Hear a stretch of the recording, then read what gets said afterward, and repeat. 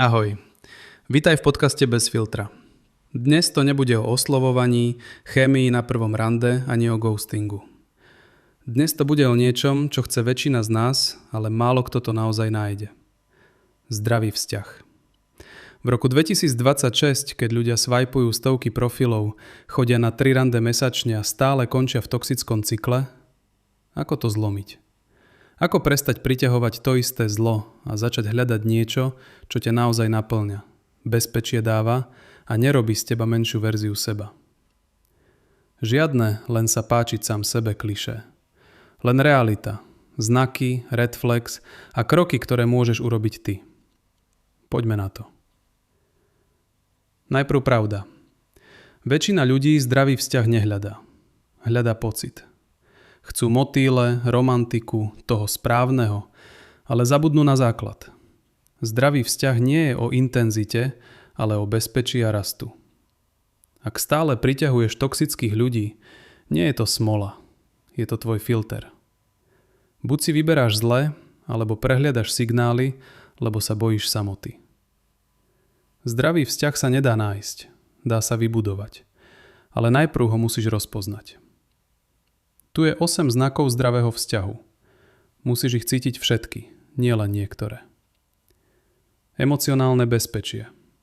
Môžeš povedať čokoľvek bez strachu z výsmechu, obviňovania alebo trestu mlčaním. Rešpekt k hraniciam. Ak povieš, dnes potrebujem byť sám, sama, nereaguje žiarlivosťou alebo manipuláciou. Otvorená komunikácia. Hádky sa riešia rozhovorom, nie tichom, krikom alebo pasívnou agresiou. Vzájomná podpora. Partner ťa povzbudzuje v tvojich cieľoch, nie žiarli alebo ťa ťahá dole. Rovnováha dávania.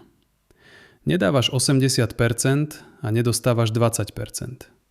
Je to približne 50/50. Môžeš byť sám sebou. Nemusíš sa hrať na niekoho iného, aby si sa páčila. Spoločný rast. Obaja sa vyvíjate. Nie stojíte na mieste, alebo sa jeden zväčšuje na úkor druhého. Pocit pokoja. Keď si spolu, cítiš sa pokojne. Nie v neustálom napätí alebo na ihličkách.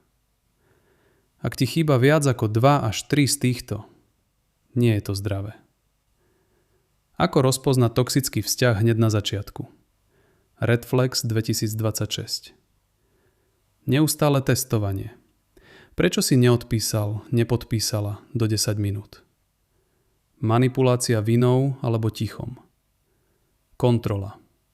Kde si, s kým, prečo si lajkla ten post. Rýchle milujem ťa alebo plány na svadbu po 2 mesiacoch. Pocit, že musíš chodiť po špičkách. Jednostranné úsilie. Ty sa vždy ospravedlňuješ. Žiarlivosť maskovaná ako starostlivosť. Ak vidíš 3+, utekaj. Čím skôr, tým menej bolesti. Kde hľadať zdravého partnera v 2026? Offline. Hobby skupiny, šport, kurzy, eventy podľa tvojich záujmov. Ľudia tam sú autentickejší. Online. Apky oka, ale filtruj brutálne. Žiadne neviem, čo chcem. Žiadne rýchle intimné fotky. Žiadne som komplikovaná. Najdôležitejšie. Hľadaj ľudí, ktorí sú sami so sebou oká. Nie tých, čo ťa potrebujú na zaplnenie diery. Ale hlavný krok? Zdravý vzťah začína u teba.